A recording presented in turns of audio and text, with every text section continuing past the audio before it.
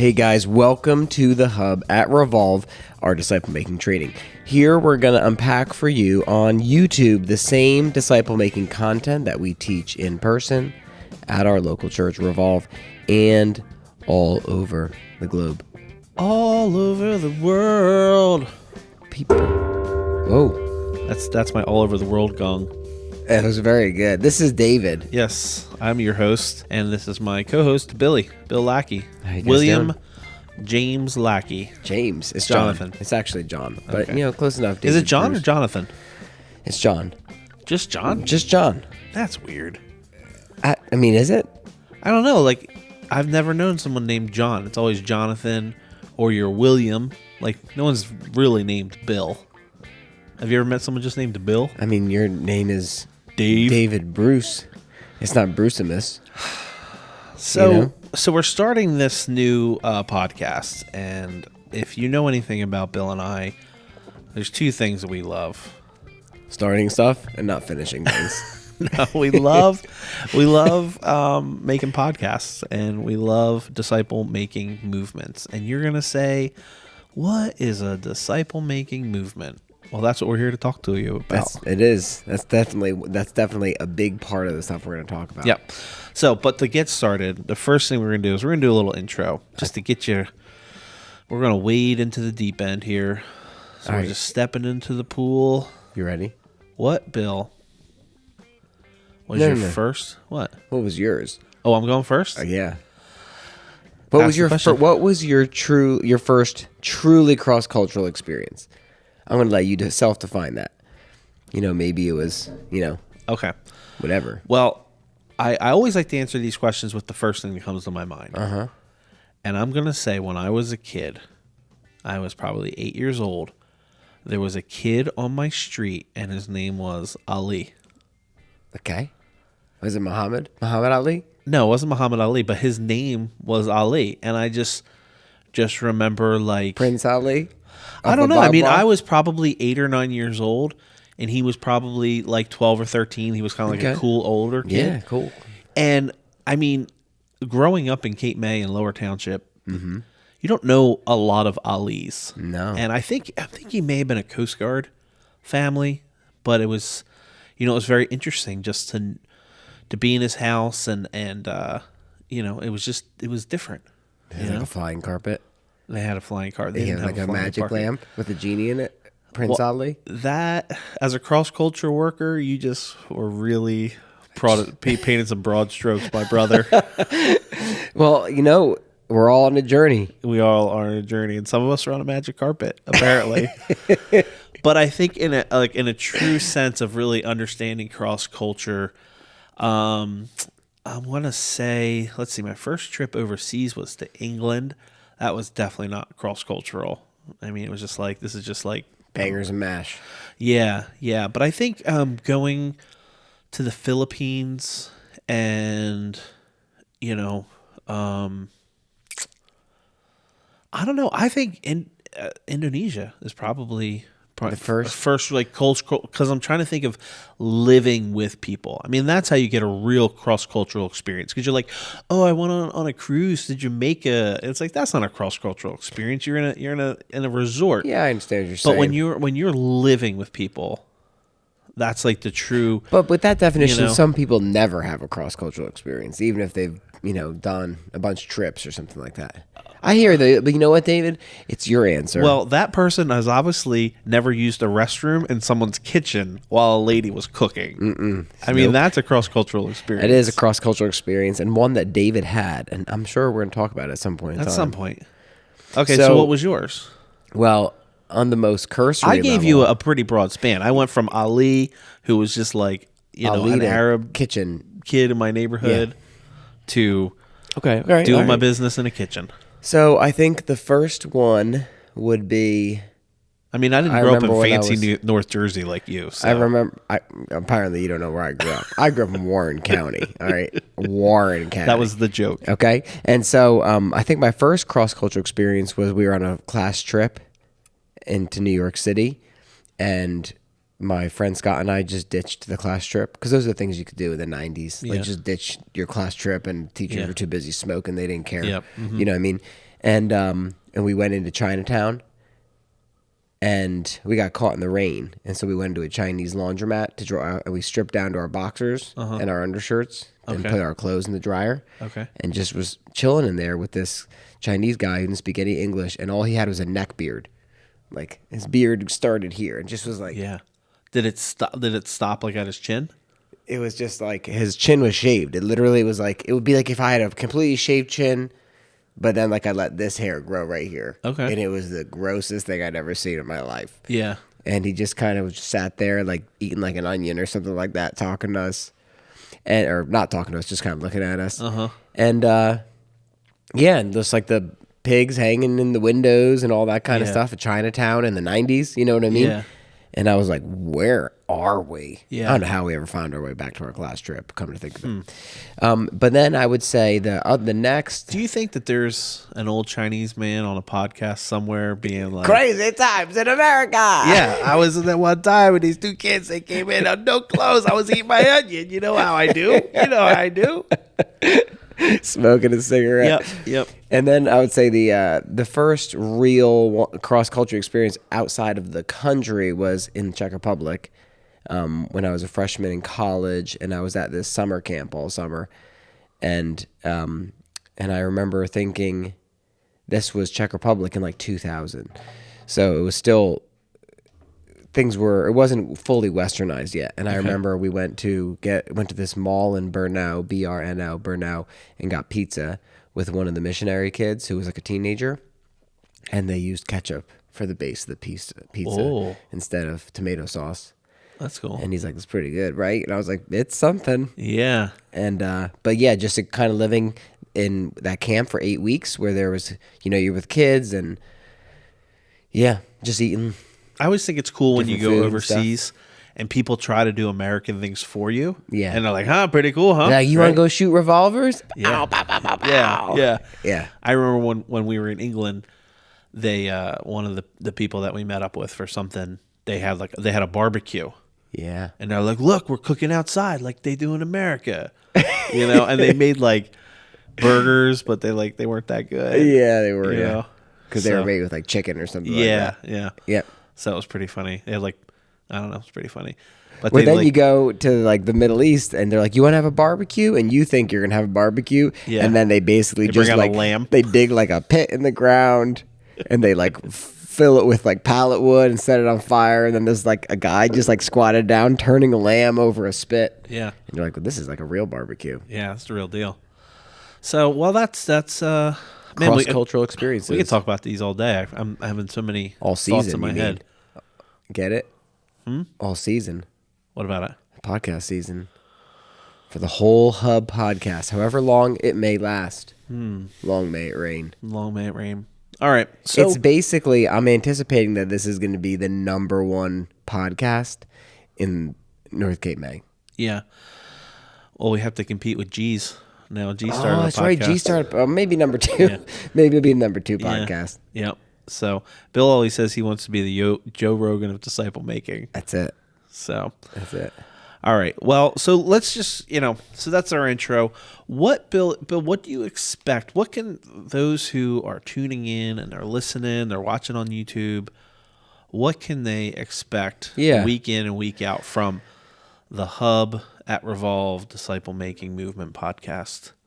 Also known as the Joe Rogan of Discipleship Podcast Experience. No, I was thinking about this. Gina and I were talking about this. Gina's my wife.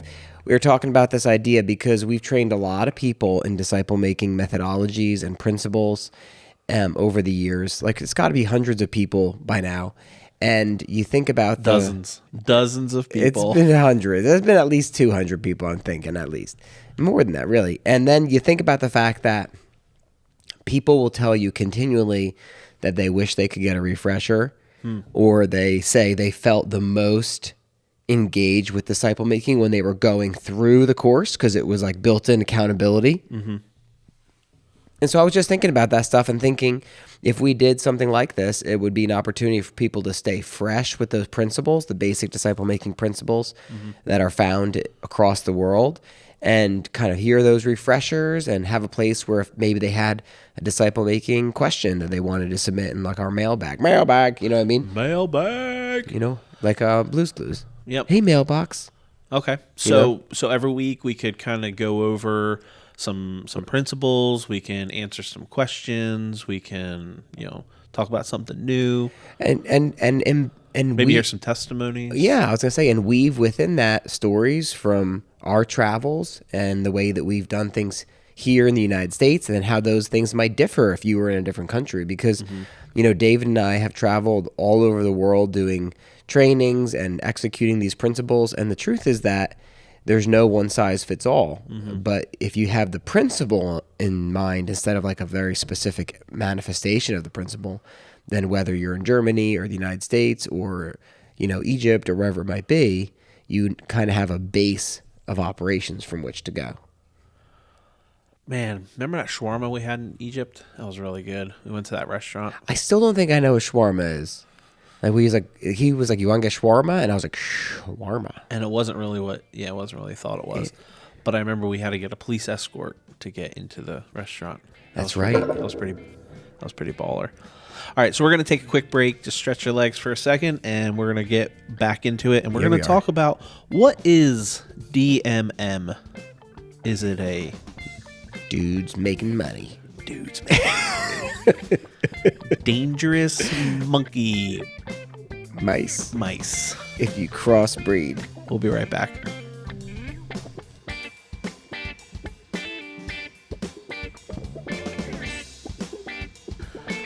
Dangerous monkey mice. We are back with DMM, which is, in all seriousness, it is disciple-making movements. Yeah. And so we're going to talk about that, and we're going to break it down. That's the way we like to start these things. We're going to break it down, disciple-making movements. And we're going to do it in reverse. So what's the definition of a movement? Well, it's running around the block. That's it. Just running around Jumping the block. jacks. Done. Next term. Yeah. No, so, disciple-making movements, maybe you guys have heard that term before. It got a little pop culture over, not really pop culture. It got a little bit more press over the last few years. I was trying to remember when. I think it might be when FAI came out with the Sheep Among Wolves documentary. It was called Sheep Among Wolves Volume 2. And kind of like Rambo, First Blood Part 2. Sheep Among Wolves Volume 2, and it was talking about the underground church in Iran. And I feel like we had already been involved in DMM for probably 8 years by the time that came out. But that really brought it to the front of conversations. And the idea of a movement is basically a rapid multiplication of disciples, groups, and churches and leaders, multiplication at every level.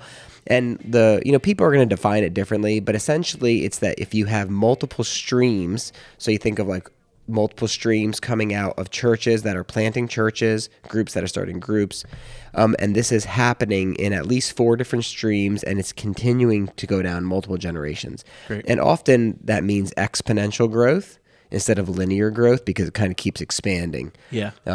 With multiplication. Yep. And so that's what a movement can look like. So if you were to draw it on a board, you'd have a circle with 3 lines coming out of it, and then there'd be 3 circles under that, and then 3 lines coming out of that. That would be 9 circles, and then the 9 circles becomes 6 billion. 6 billion. Yep. Just a matter of time. So that's multiplication. And we're going to talk about a little bit more about multiplication compared to addition, because addition is kind of what we see more often, but multiplication is what we're looking for. So we have disciple-making movement. We're going to talk about today about what it means to make disciples. So what do you think? When you hear that term, what do you think the average person in the United States, when they hear disciple making, what do you think comes to their brain?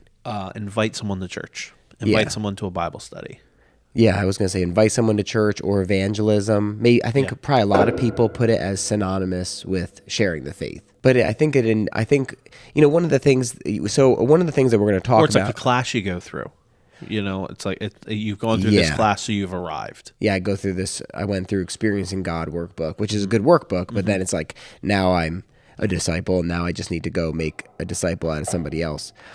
I think, one of the things that we want to talk about as we go through this podcast is we have these conceptions in our mind of what discipleship is like, what disciple making is like, even the impossibility of movement. And those are very much American concepts.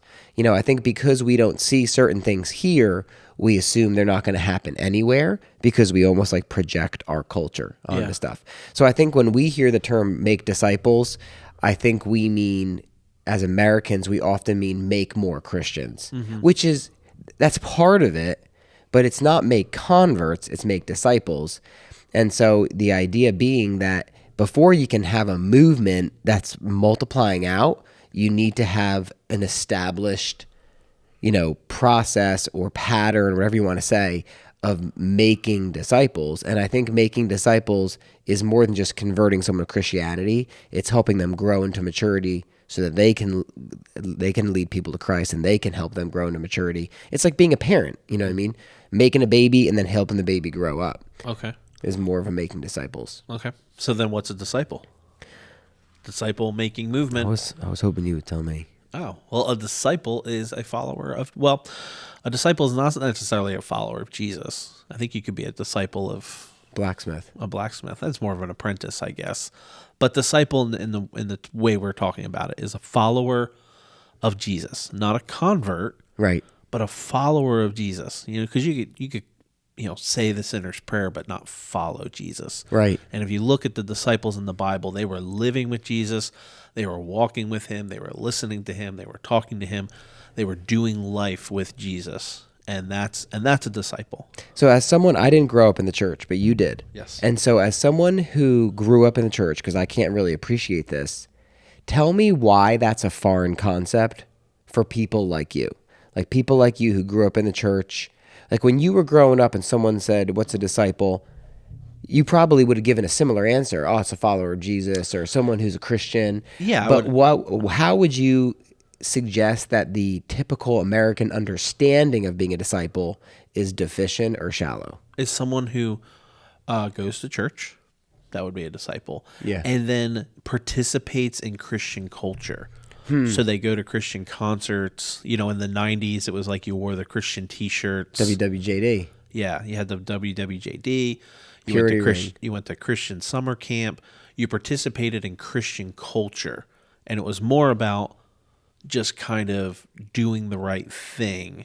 Like this is what Christians do. I'm waiting to get married before I have sex, stuff like that. Yeah, which are good things. Yeah. But it was more of like, this is what Christians do. This is what our culture does. Not let me study Jesus and his teachings and, spend time in prayer and abiding. And this is how I'm going to react to it. Well, that's an interesting observation because you can get some of Christ-likeness by following a culture, but you can't get all of it because then, if I'm a disciple of Christ, I need to be able to hear his voice so I can follow it. If he gives me instructions, he says, if I'm playing follow the leader, I need to know where he's going, when he's going, how he's going.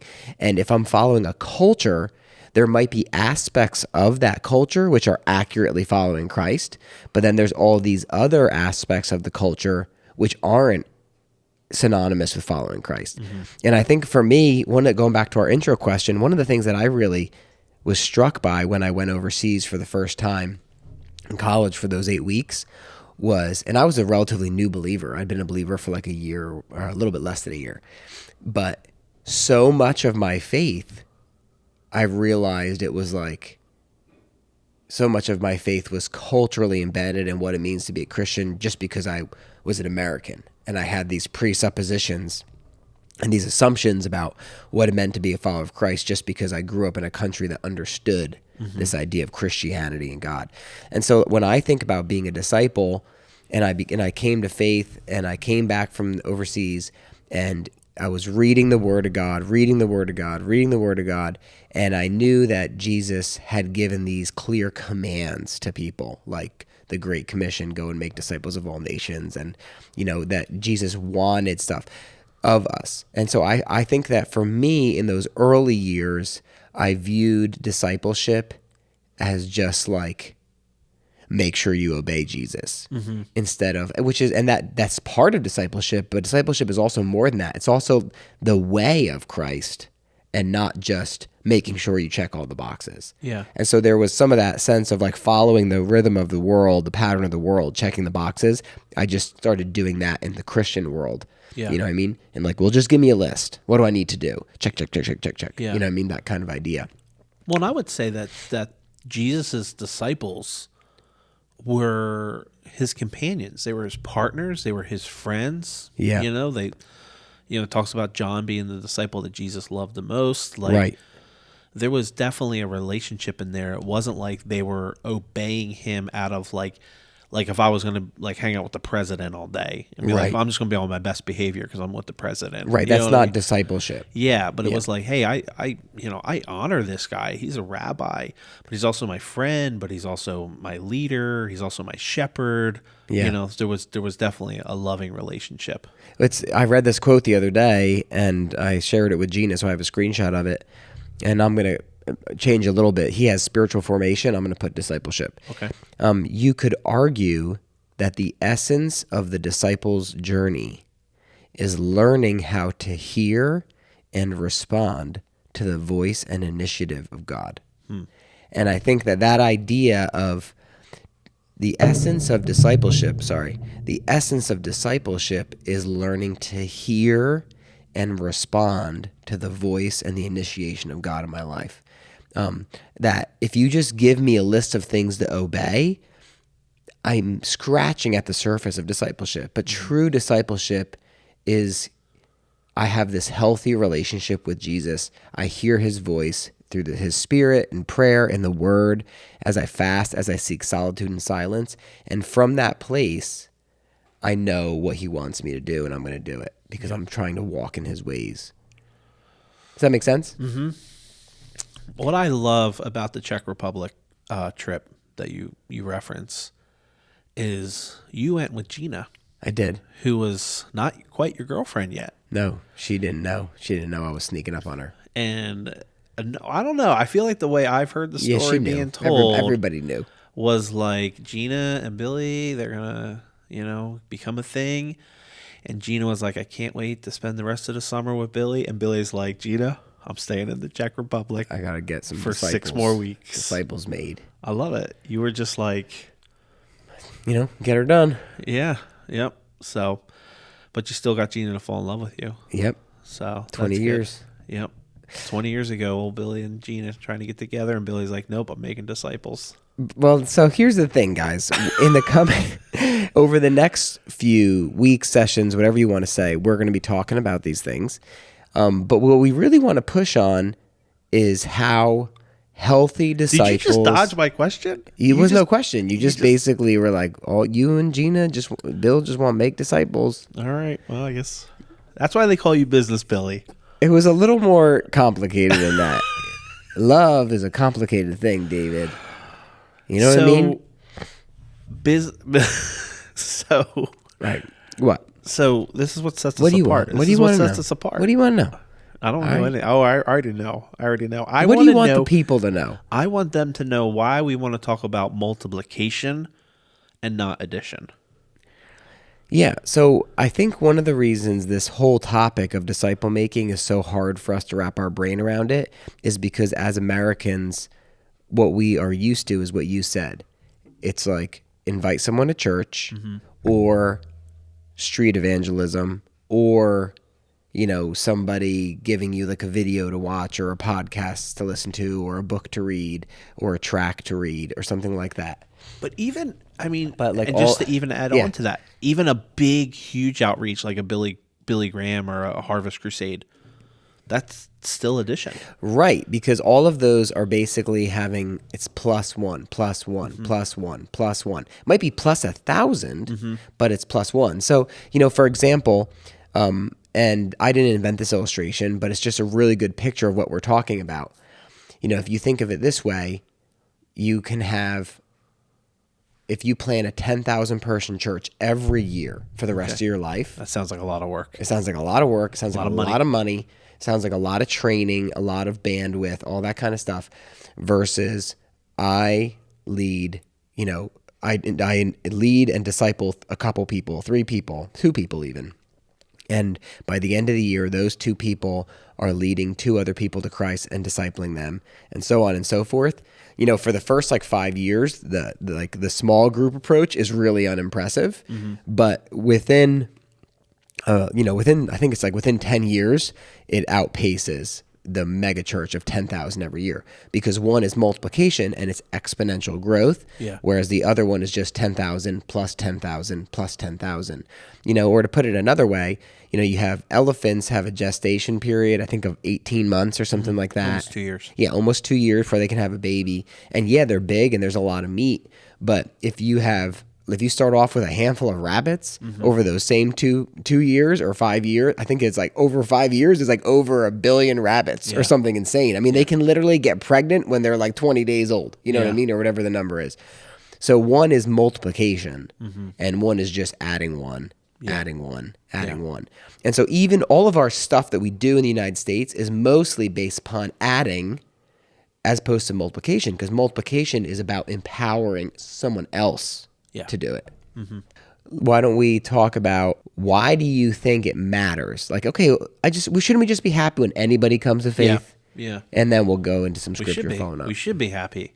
But I just heard this. Did you read that? Did you get that YouTube short with that guy? No. There's this Asian guy, and he's got funny hair and cool glasses, and he always gives these public speaking tips. Okay. And one of his public speaking tips is when someone says something, and to respond, you don't say but. Ooh. You say and, because it puts it in a negative or a positive space. So ask me the question about... David, if you think I remember the question, you are sadly mistaken. The question was about, do we get excited about one? Should we get excited about anything? Convert? Or shouldn't we get excited about anything? Or Yeah. Well, I could say, but what Jesus said is to go into all the world. But the way I'm going to say it is, that's great. And Jesus said, go into all the world. Yeah. So we think about, as the church, we are to go into all the world to make disciples, to preach the gospel. If we are going to go into the world, addition is going to take a lot longer than multiplication.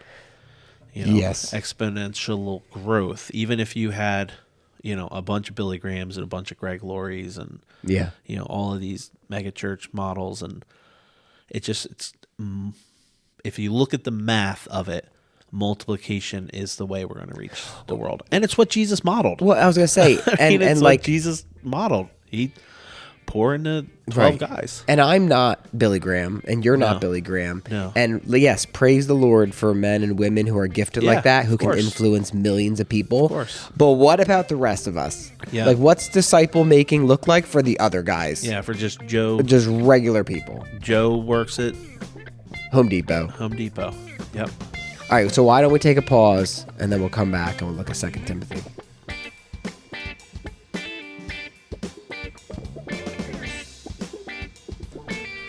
Oh, we are back, and we are here to talk about 2 Timothy 2, 1 through 2. Yeah. I think that one of the things you said at the end there was this is what Jesus did, that Jesus invested in 12 guys. And I think that sometimes we forget that the Bible actually has a lot to say, not just about the command to make disciples, but it has a lot to say about how to make disciples. Yeah. Yep. So we're going to look at 2 Timothy 2, chapter 2, verses 1 through 2. Oh, you want me to read it? I'll read it. Then, I already messed it up. You then, my child, be strengthened by the grace that is in Christ Jesus. And what you, Timothy, have heard from me, Paul, in the presence of many witnesses, entrust to faithful men who will be able to teach others also. So this is Paul talking to his disciple, Timothy. At the end of his life, right?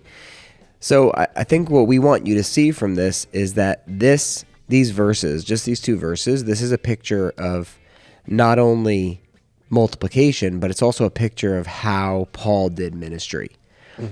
Addition would say, hey, you, Timothy, get the guys who you're investing in and bring them over to me Yeah. so I can teach them. I'm about ready to die. Because I'm going to die. I need to get some good words into them. I need to get while the getting is ready. Yep. Okay.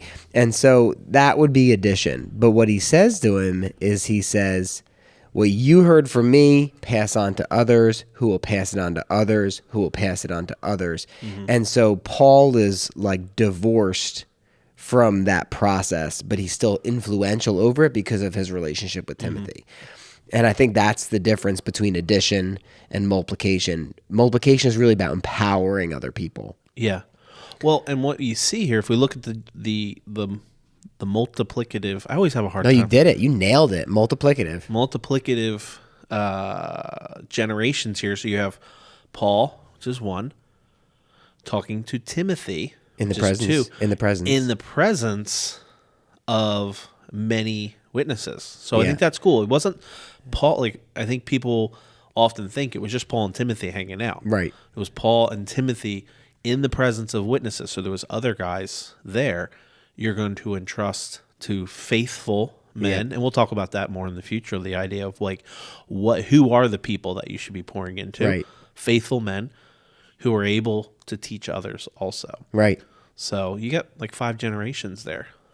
It's really pretty remarkable when you actually think about it, that you have this picture of the gospel spreading from one generation to the next, to the next, to the next. And if you think about it this way, this is what we need overseas, because when you're talking about 29% of the world being Muslim and an enormous number, like 2 billion people who have limited or no access to the gospel, if your methodologies is save one, and then after 20 years of pouring into him, when he finally has his MDiv, to have him go back and introduce somebody else to Christ, you're going to lose a nation. Like you can't maintain with population growth. Yeah. It's just a ridiculous thing. So this is how the early church spread so rapidly, you know? So let me ask you a question. Okay. When you think about what Paul just described, and we talked about it a little bit, so maybe there isn't a whole lot to talk about, but how is that different from almost everyone's experience with Christianity and how to make disciples and missions and all that kind of stuff? It's a come and see mentality, or I guess mentality. Yeah. Yeah. This idea of come and see. You have this professional.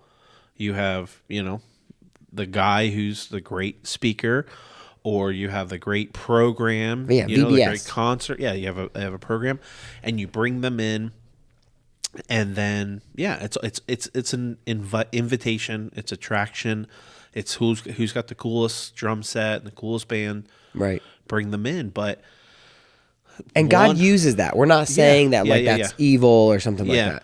Yeah, that's really something we have to lean into, is because we're not bashing that, and it's going to sound like we are, but what we're saying is that there's another way. If your goal is movement, Yes. if your goal is just, I want to reach somebody, okay, that's fine. Yeah. But if your goal is movement, you can't just do a VBS in Kenya once every 3 years and expect you're going to come back one year and there's going to be 100 churches planted, because they're just going to look forward to your VBS. Yeah. You know what I mean? But if you were doing a VBS, and at the same time as that VBS, you were training 3 or 4 leaders on disciple-making processes, then that VBS will probably continue to go, and you would also see those things spread throughout. So, but if that's going to happen, so yes, you need this multiplicative process, right? Paul's describing this multiplicative process, 1 to 3 to 9, so on and so forth. So you do need a multiplicative process, but the problem is, and it goes back to what you said about the 10,000 person megachurch. Yeah. That sounds really expensive. It sounds really cumbersome. Complicated. It requires people with degrees, because if you have that many people, you're probably rocking a staff of 50 people. That means you literally need an HR department. Yeah. You know what I mean? You need a CFO, all this kind of stuff. You have a comptroller. I don't even know what that is. I know. You probably got a gaffer. Yeah. You know what I mean? Definitely Running the gaffer. lighting. You know what I mean? And so you think about all those things and you realize this is really complex and this is really simple. Yeah. What Paul's describing sounds really simple, and it's simple things are going to multiply a lot faster than complex things. It's not that complex things can't multiply, but they don't multiply nearly as readily. Yeah. So what we are going to talk about in the hub this podcast The hub. are simple, biblical, reproducible processes. Simple, biblical, reproducible. So simple, we want it to be this could work here in Cape May. It could work in Leipzig, Germany. It could work in Faisalabad, Pakistan. Kazakhstan, too. Kazakhstan. Could it? You know this is a disciple-making podcast because we have a map behind us and a cross here. David. And hardwood paneling. Can I ask you a question? What? Could it work in Namibia? Namibia? I could see that working. Could it work in Mali? Yeah, I think it could. Alaska? The point, guys, is that everything we're going to talk with you about, none of it is going to be specifically... we're going to give you examples, of course, of what this looks like in the United States and what it might look like somewhere else. But the idea is that the principles that we want to share, we have over the last 6, 7, 8 years, we have tried so hard to take what we've learned, what we've trained in, what we've experienced, all of our mistakes, and kind of boil them down to principles that transcend culture. You know, and so that the idea is you can't say, well, that's irrelevant to me because I live in the deep South. It doesn't matter. Yeah. You know, because these things transcend culture, and you should be able to take these principles, like, for example, teaching people to self-feed, you know, knowing how to read the word for themselves, teaching people to self-feed. That transcends culture. It doesn't matter where you are in the world or in the United States. If you're going to make disciples, you need to teach your disciples to know how to self-feed so they're not reliant on somebody to give them information all the time, that kind of idea. So those transcend. And so these simple, biblical, reproducible processes, they transcend culture, which kind of greases the tracks for multiplication. Yep. All right, so we're just going to take let's take a quick break, kind of process all that, what that meant, you know, what that means to be, you know, simple versus complex. And then we're going to look at this idea of healthy, faithful people. That's who Paul told Timothy to look out for. So let's take a quick break, and then we'll lean into that when we get back.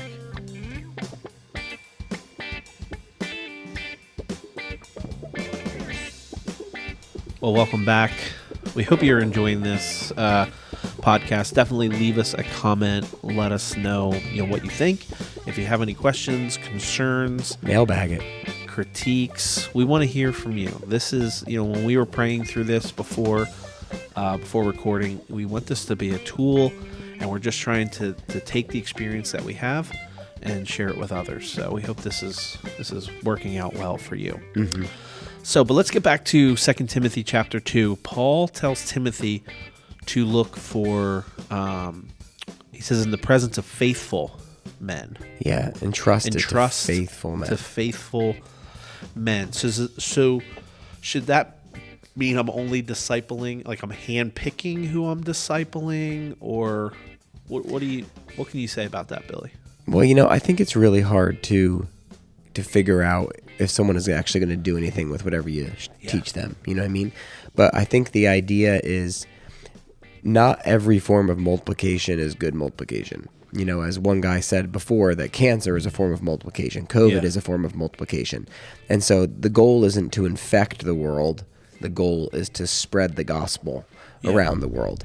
And so you think about it this way, there's a bunch of heretical prosperity gospel teachings throughout Africa that have multiplied out of the heretical prosperity teachings in the United States. Yeah. So just because something multiplies rapidly doesn't mean it's good. Yeah. You know, but what we want is to have healthy multiplication. And I think that idea of, that's why he says, entrust it. Like, that's a big word. Yeah. Like when the day comes when my daughters get married, I'm entrusting them to this man that he's going to take care of them. He's going to provide for them. And like under penalty of having their father-in-law punch him in the head. You know, Corey better get a job. You better get 2 jobs, depending on which daughter. You know what I mean? And so you have this idea of you need to be faithful. I'm entrusting something of incredible value. And so I think we need to be people who are healthy people. Like, if you aren't at first pursuing health on your own, I don't think you should be so worried about starting a movement. I think you need to be growing so that you can be a healthy person. Yeah. I think that's a really good thing to look at is, are you a faithful person? Like, before you start worrying about make if that guy disciples. is faithful. Yeah. So what does that look like? What would a faithful person look like in your own life, or even with someone that you're looking for? Well, I think a faithful person, maybe we can just ping pong a little bit, but I think a faithful person follows through on what they say they're going to do. A faithful person, I think they're wanting to grow. They're like seeking, they may not know what it looks like. I don't think, we got to remember that a faithful person hasn't already arrived, quote unquote. They're not like, oh, this person's, perfect or whatever. Right. They may still have, some rough edges, Well, but they're hungry and they want to grow. Grow closer to Jesus. Yeah, I was going to say, think of it like marriage. I'm a faithful husband. That doesn't mean I'm a perfect husband. Yeah. Oh, that's great. You know what I mean? Illustration. But theoretically, after 20 years of marriage, I'm a better husband today than I was 19 years ago. Yeah. You know what I mean? And so faithful doesn't mean perfect, but it does mean my heart has a soul affection. Like I'm not, so if you're a faithful person is someone who loves Jesus. Yeah. And they're not, always torn between the stuff of the world and the stuff of faith. Yeah. Obviously those things grow, but those are some other things that come to my mind. Yeah. And I think so we think about that, and then we think about entrusting this message or this task to someone.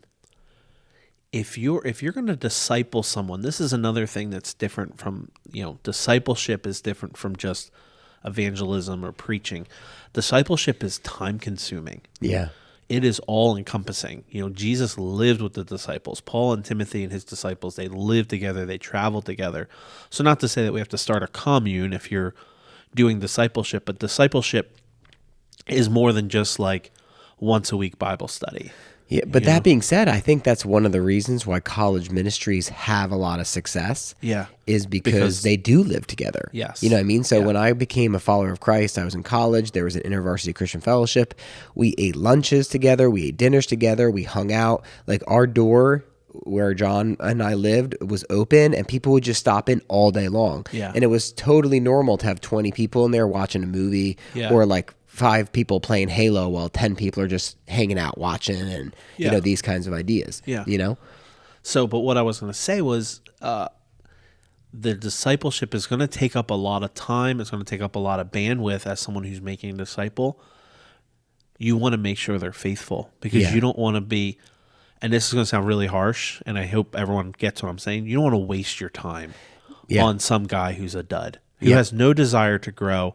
If I'm going to give you 10 hours a week or 15 hours a week of my time, I want to make sure it's a faithful man that's going to be willing and wanting to then pour into others. Yeah, Paul doesn't say, hey, Timothy, just grab like a couple of dudes who are down for a free lunch. Yeah. If there's these guys who will show up if you pay for their hotel, bring them. That's not what he says. Yeah. He says faithful men who will be able to teach other people. Yeah. And so they're not just going to learn, but they're going to pass it on. Yeah. And I think that that's a big culture shift for the United States because we have a culture of learn. I don't have to pass it on. I don't have to do anything. Like we don't feel this urgency that I'm supposed to actually implement. I heard something last week.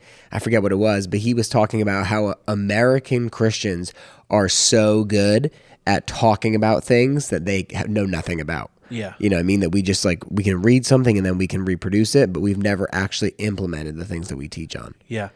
So I would say that's actually a really good segue into this next section. So if you look at verse 1, 2 Timothy chapter 2, verse 1, it says, "You then, my child, be strengthened by the grace that is in Christ Jesus." And I think what early on in our disciple-making journey, we were a lot more about the processes of what it looks like to entrust to men and to teach this well. But we really have to remember that we are strengthened by the grace that is in Christ Jesus. Yeah. Yeah, I think that idea of realizing that at the end of the day, disciple making is spiritual work. Yep. Yeah. It's in other words, God is always the great initiator. Yeah. He initiated creation. He initiated the gospel. He initiated the promise and the covenant. He initiated Christ. He initiated the cross. He initiated the resurrection. He initiated our rebirth. And if you think about that idea, it's really silly for me to think if I can just get my little flow chart nailed down perfectly, then God's just going to move. Like, God's going to move because God wants to move. But he does want to move. Yeah. Right? And I think often what happens is we get in the way because we kind of like slow it down. You know what I mean? I mean, a good example of this is that you might have a situation where God starts really moving in this ministry or in such and such church or whatever it might be, but then there might be nothing internally that's like raising up new leaders or unleashing responsibility. And so then the Spirit of God almost gets like choked out because it can't move forward. Yeah. You know, kind of like it says in the parable of the sowers and how that third soil gets choked out by the weeds and the distractions and the riches of life. So David, you used to own a sailboat. I did. I did used to own a sailboat. Now, I know that your little sailboat had like a little 5 horsepower putt-putt on the back so you could dock, right? Or something like that. I had a... Was it 15? 15 horse Yanmar diesel engine. Wow. Well, There was no putt-putting, baby. It was sure sounded like a putt-putt to 6 me. knots of power. Okay, 6 It knots. was... Okay. So, but let's talk old school sailboats. Okay. No diesel power. No diesel power. So tell me, as an experienced sailor, what do you need, generally speaking? I need a boat. You need a boat. Some water. What else do I You need? need a boat and water. You're going to need, if you're a sailor, you're going to need sails. Sails. And you're going to need... I can make them out of like a bed sheet. You're going to need good, healthy sails. No holes in them. Okay. No dry rot. They need to be... What causes dry rot? too much sun. Not enough... protection out of the sun. So if you Okay. leave them in the sun, they're going to dry rot. If you want to, package them up when you're not using them, put them in a case, Okay. in a bag. Be responsible here. Be responsible. Yep. And you're going to want good rigging. It's going to hold up the sail. Okay. Rope, you mean? Good, rope for us, you land lovers. For us land lovers. Land Rope, lovers. he's talking about, guys. So you want good rigging. Yep. A good healthy mast. It's not going to break on you. Yep. You want to make sure that's all your deck fittings are not rusting. Yep. You want to make sure that's all good. And then lastly, once you get that all in place, you got to go out on the water and get some wind. So what if it's zero wind? I mean, I know that if it's like the wind's Did not you on ever the see right. Tommy Boy when he's sitting on the lake? Could use a little wind here. Just give me a little wind. I mean, I know that if the wind is blowing in the wrong direction, what do they call it? Tacking? Yeah. You can like tack and you can kind of like move a little bit. Yeah. But if there's no wind. So have you ever heard of someone when they say they're in the doldrums? You ever heard that saying? I feel like I'm in the doldrums right now on this podcast. Yeah. That's what that is. When there's no wind. That's what I didn't know that. It's called the doldrums. So if you're, sailing across the Atlantic in the summertime and there'll be the doldrums will go for like 2 weeks. No wind. And then you just sit there. I bet the bugs are so bad. I don't know. I don't know if bugs go out in the middle of the ocean. Caleb used to tell me that. Caleb's one of our friends. And he used to say the bugs would be so bad on the boat. Yeah. Of course, they could land on the boat. Yeah. So, I don't know about the bugs, but the boredom, and the fear of running out of water. The doldrums. Scurvy. That's why I always bring some oranges. But yeah, so you need a healthy boat, you need healthy rigging, you need healthy tools, you need a good healthy crew. Yeah. But then you also need wind. So this is why we bring that up. We want you to think about all the stuff we're talking about. We want you to think of it as like, this is the boat. This is the mast. This is the sail. This is the rigging. You have the sailors, okay? But the bottom line is, unless the Spirit of God blows, that wind, that Spirit of God, wind, it doesn't matter. And so, in other words, this isn't like a formula. Like, you do these 7 things, and there you go. It doesn't work that way. Yeah. God's not a genie. He's not a pagan God where you put in the quarter and you pull the switch. Yeah. No, but these things are important to see movement continue. The Spirit's going to do whatever the Spirit wants to do. Mm-hmm. But the difference between addition and multiplication is the presence of these factors as well as the Spirit of God. Most importantly, the Spirit of God. Yeah. But we want to be ready so that when the Spirit of God starts blowing, we are actually ready to collaborate with Him rather than quenching Him or getting in the way. Yep. We'll pull that sail up and just catch that wind. Go, baby. Yep. So we hope that you have enjoyed this podcast. We are going to land that plane. Billy, what are we going to look forward to? What we got coming up next? So in the coming sessions, I mean, you think about what we just unpacked. We unpacked the fact that if you want to see multiplication, you need the power of God working through faithful people using a multiplicative process. Yep. Okay? The power of God working through faithful people using a multiplicative process.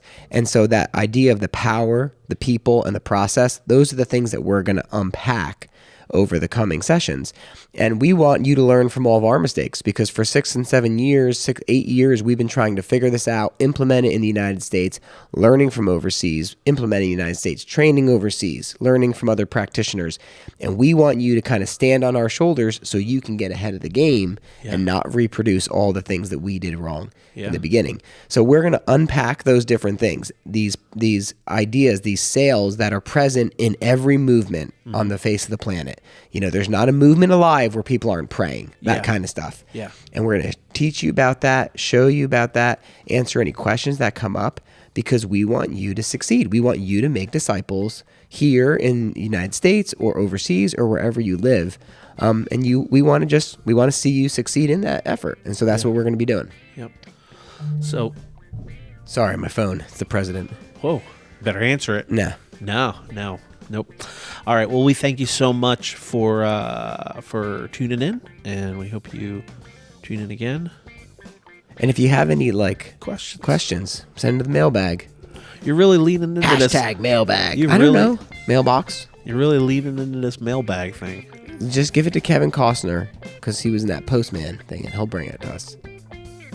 Is that better?